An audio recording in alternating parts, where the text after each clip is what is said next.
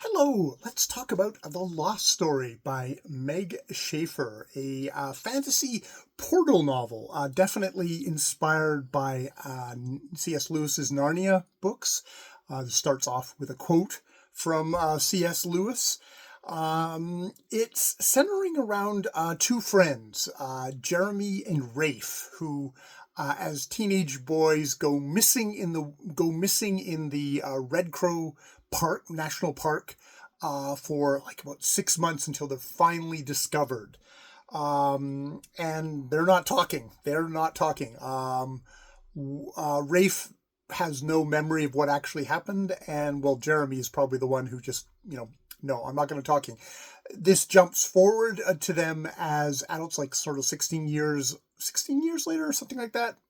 Well, I can't remember. Something like that. They're young men, and Rafe is a shut-in. Basically, he's recluse, where Jeremy specializes in finding lost girls. That is his his specialty. Whenever he asks, I just had to specialize in something. They are tracked down by Emily, who is looking for her sister. She was adopted as a child, and her sister stayed with her mother until she was abducted by a predator when she was like sort of 13 or something like that. The predator was found in the same woods that Jeremy and Rafe got abducted, but she was never found, and she's come to Jeremy to kind of say, help me find them. And he says, okay, after some convincing, he says, okay, but I'm going to need Rafe. And that starts off the story, which, yes, I've said C.S. Lewis, I've said a portal fantasy. We're not going to stay in the real world. This isn't one of these, were they imagining it the whole time or something like this. This is, there's a door in this tree. That door is going to get open, and people are going to go through. Boy, Meg Shfr loves her characters. The narrator of the story loves these characters unabashedly. That's within the universe of the thing. We don't know who this intrusive narrator who stops every once in a while to give us little direct addresses. At least we don't know at the beginning.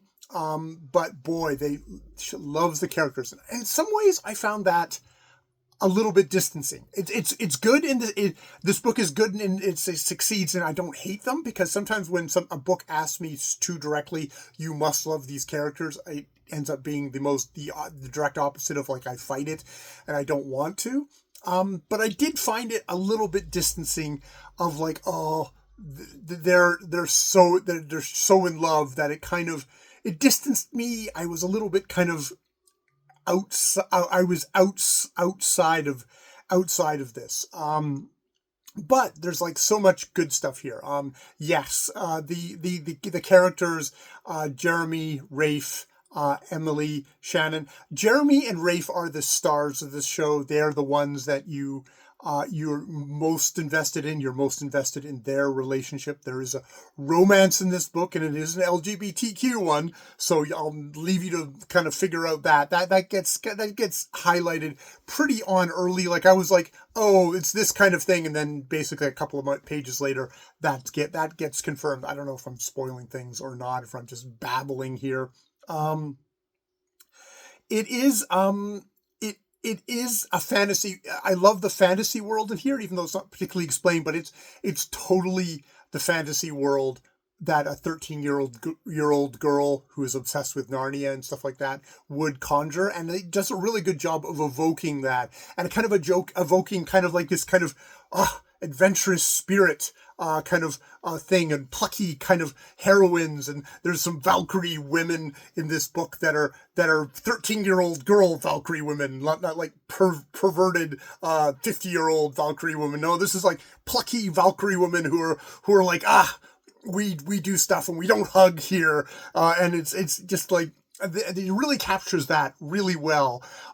There's the bright boys who are they're teenage boys, but they've got sharp teeth and they're evil, and you kill them, and they poof, but they're going to regenerate back tomorrow. It's kind of got a Lost Boys, kind of Peter Pan kind of feel to it almost. they have a king in this book, which kind of does dip into kind of the dark side of things. I've talked about like there was, real world sexual predator who kidnapped, who took Shannon in this book, and Rafe has a father who was was definitely very abusive and probably homophobic. So there is some genuine darkness in here, and there's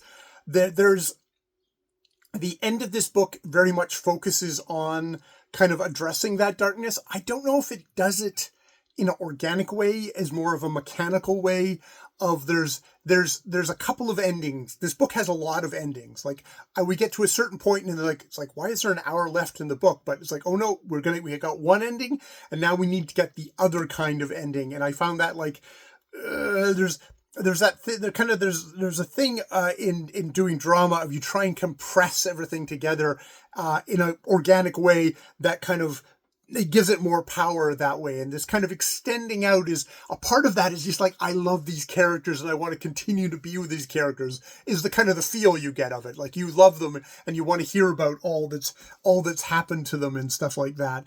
But there's also kind of just like, okay, I'm going to tick off the boxes, and it has slightly kind of a mechanical feel at the end of that. I would also say like how the book is weighted. As I said, I think the Jeremy and Rafe stuff is like, wow, this is the strength. This is the kind of the heart and core of the book. There's the other relationship of Emily and Shannon, which isn't as well done and not as well done. It's not as strong.